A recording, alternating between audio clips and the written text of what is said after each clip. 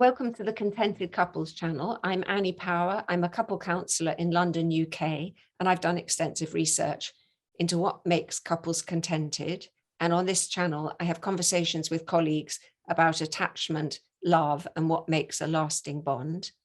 And today I'm really happy to be speaking to my long-term friend and colleague, Linda Cundy. Hi, Annie. About how to build a lasting bond, and in particular, whether therapy can be any help in doing that. Thank you for inviting me to this, because we've talked as you've been researching for your book, that I'm really looking forward to reading your new book. And I know that you've met and spoken with couples who've had long-term successful relationships, who've met in different ways. And it sounds a fascinating project. And I also wanted to say to you, or to ask you, whether any of your couples were same-sex couples. Yes, I was very, very fortunate in the couples I was able to meet, although I made quite a deliberate effort to get a range of couples. And I interviewed 3 couples who are in same-sex relationships. Well, 2 gay men who I write about in the book, a lesbian couple I write about in the book, and another couple. I've written about them in a separate paper because their relationship wasn't quite long enough to hit the bar for the book, where most of the couples have been together contented for decades. So the younger couple were identified as queer and one of them as non-binary. And speaking to those contented couples, and from my work over the years, my experience is that attachment and indeed psychodynamic fit works really in a very similar way, whether a couple is same-sex or heterosexual. By psychodynamic fit, I mean that attraction to the underdeveloped part of the self. We see that in the other, and that's what we tend to fall in love with, along possibly with an aspect of a figure from our early family of origin, a parent or sibling. But the attachment, really, it's the same. It's a very similar story, whatever gender the 2 partners are. You find that? Absolutely, I do. As you know, I work with individuals, not couples, but yes, the material people bring, the stories they tell me about their lives, it's very similar from that initial stage of uncertainty. You know, how do I feel about this person? How do they feel about me? The anxiety that can then blossom into some kind of passion and romance. It's the same regardless of gender, I find. And with all the intense feelings that often go with that. And, you know, is this something that can be a lasting partnership? And where do things go wrong, as they often do? So you're pointing there that when someone's in therapy and they're starting a relationship, they may bring that question, is this the one? Is this going to be a lasting one? And you also, as a therapist, may be almost witnessing those early transition stages from the first initial excited romance where everything's perfect to something more humdrum. Yes, I think there's often a stage before the excited romance, which is the intense anxiety of, you know, is this person I'm besotted with really interested in me? And, you know, how come they haven't replied to my text message for half an hour? You know, so much seems to hang on every communication, on every glance. It becomes overwhelming sometimes. And then comes the kind of blossoming of the romance and the passion, but that can't survive for decades with that level of intensity. And there's always a degree of disappointment about that. The sense of the ideal other that they imagined being lost to them. They have to live with a real other person. That's interesting, because I know you've written a lot about grief in terms of an individual's maturation, that grief is often part of what's needed. And there you're talking about grieving for a lost idyll of the perfect other, but also, of course, the perfect self. You know, we do tend to behave at our best when we're trying to charm a new partner or a potential partner. It can bring out the best in us. And that's hard to maintain when you have to get up in the morning and go to work and pay the rent and deal with all the humdrum day-to-day requirements of life. In attachment terms, can that help us understand this transition from the romantic stage into the longer term, more measured plateau stage? Because really what's happening is a transition from being a romantic couple to being an attachment couple. And attachment is about something slightly different. It's about, you know, belonging together. It's about, you know, finding someone who is your go-to person, the person you want to talk to or to tell, you know, about interesting things that have happened to you, the person you want to be in touch with if you're not feeling great, the person who you trust to support you and that you want to support as well. You know, it's not to say there isn't going to be passion and romance, but there's this much deeper foundation that goes into a long-term successful relationship. And in terms of therapy and what you'd hope to help an individual client with, could you say more about that? Well, I've talked in our previous conversations about the concept of adapting, of fitting, finding ways of fitting in together.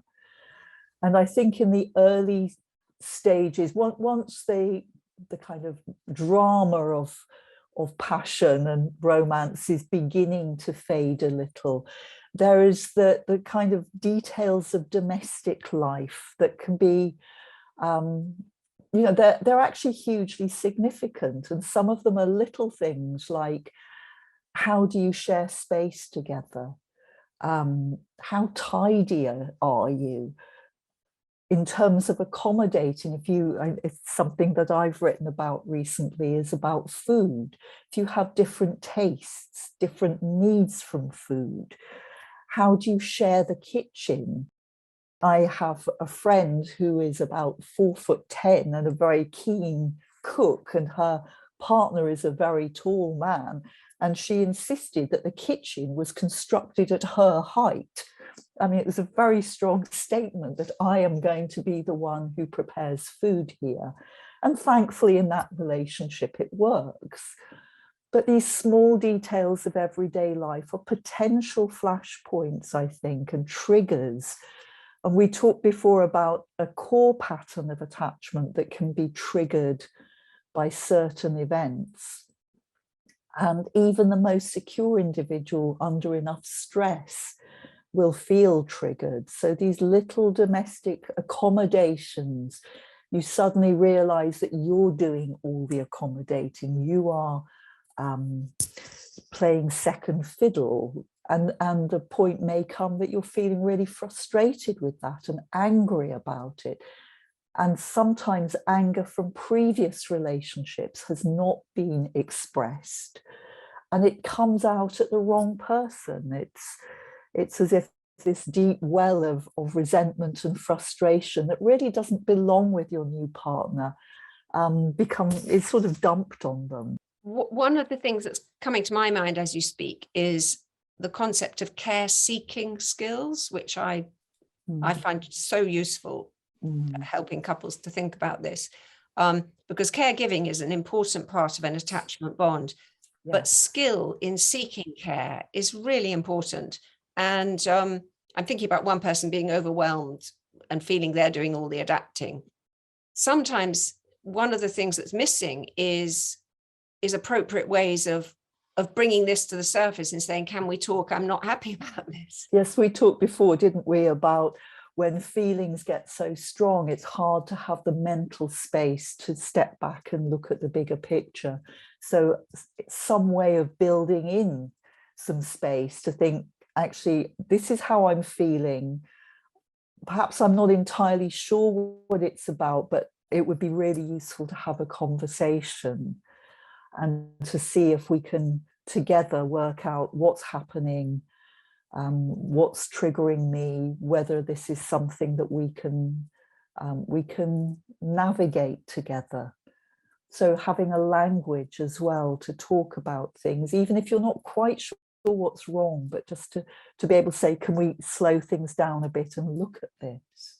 I think slowing down is so often an initial great first step. And there's the slowing down in the moment, and then the slowing down in a slightly bigger sense. A lot of the couples I interviewed who were contented had structured in talking time. Wow. One couple had actually had a weekly meeting every week for about 30 years. Wow. Others did it a bit more ad hoc. They would say, well, we have a practice. If there's something we're a bit abrasive about, we'll go for a walk. We walk and talk, but it's a sort of focused walk. Others had rather charming, they spoke of having a war meeting when things were difficult. But they had a kind of, they gave themselves a structure, which, and I think what's so helpful in this, it rather than pointing the finger at the other and saying, you're doing something wrong, is saying, we're not getting something right. Let's us take time to think about it. Absolutely. And of course, the question you posed to me is about therapy and whether therapy can help, and if so, how. And therapy can be the first place to take this. You know, I realize I'm feeling really angry, or I'm feeling, you know, really wounded. Then in therapy, you can begin to look at it and help your client find strategies and words to go back and say, can we talk about this? That might not be something that's in their relational vocabulary, but to help them find a way to express what's happening for them and their needs in a way that's not going to be undermining of the other or the relationship. I think what you're pointing to is how important it is for individual therapists to, of course, they're focused on their own client and what their needs and experiences. But if the client's issue is my relationship, then I think of it as working with the couple in mind. Yes, absolutely, yes. And a question that I think people quite often take to therapy is there something fundamentally wrong with my relationship? Actually, should I be getting out of there? And that's a really big one, isn't it? It is a really big one. It's always a big one. And especially, I think, if there are children involved. I've certainly had clients who've asked my advice, and that's not something that I'm able or prepared to give. This is such a significant and life-changing event to end a relationship. And, you know, the chances are I would be referring them to you, Annie, in a situation like that, to be able to talk together with a third party, a neutral third party, to help them really look at what they want for themselves as a couple, whether it's achievable, what needs to change. And if all attempts at mending this relationship and getting it growing again, if they all fail, then, you know, maybe that is the inevitable final step. But how can that be managed as well? How can a couple relationship be dismantled, doing, you know, as little harm as possible? That's a really important one, isn't it? Because we obviously think a lot about when there are children, how divorce would work, but how a couple relationship can be dismantled because there's going to be grief. And this is something that comes up with affairs, because if one partner's having an affair, if they decide to end it and stay with their main relationship, then there's going to be grief, and that has to be acknowledged as well. Yes, there's, I mean, grief all around.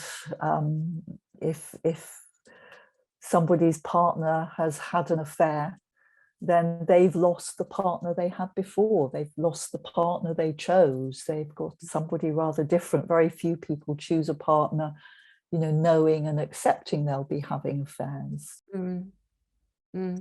Yes, so accommodating to that, and is it possible, you know, given someone's attachment history being triggered, is it possible to stay with a partner that you know's been unfaithful to you? Or and therapy, of course, can be enormously helpful in looking at whether, again, this idea of ghosts from the past, whether they're affecting your decision, some script that, you know, sooner or later people leave you anyway, that sort of thing.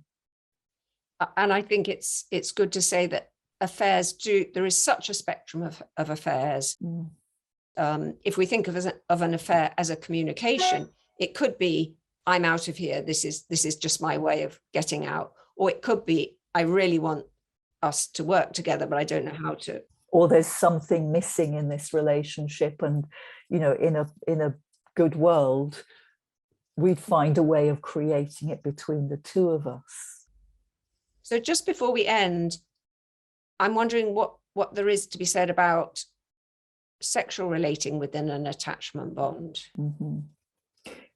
Well, sex and attachment are not necessarily comfortable bedfellows, I think, is the answer. Perhaps this is also where affairs often play a part, that for some people, the intimacy of sexual contact is too intense to have in your day-to-day life with an attachment partner. I mean, I'm thinking here particularly of someone who is more on the avoidant end of the spectrum, that it somehow makes them feel too exposed, too vulnerable to have sexual intimacy with somebody that they, you know, I don't know, share a bank account with and negotiate over who's got the car today.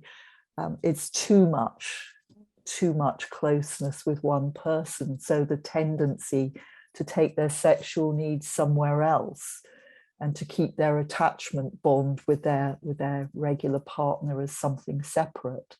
So I think it is really quite a hallmark of secure attachment to be able to manage the sexual intimacy alongside the care-seeking, caregiving, and you know, domestic, what would the word be? Companionship, to have all of that together without feeling that you're losing yourself in it. You're two separate people who can manage to have all of these dimensions of a relationship together.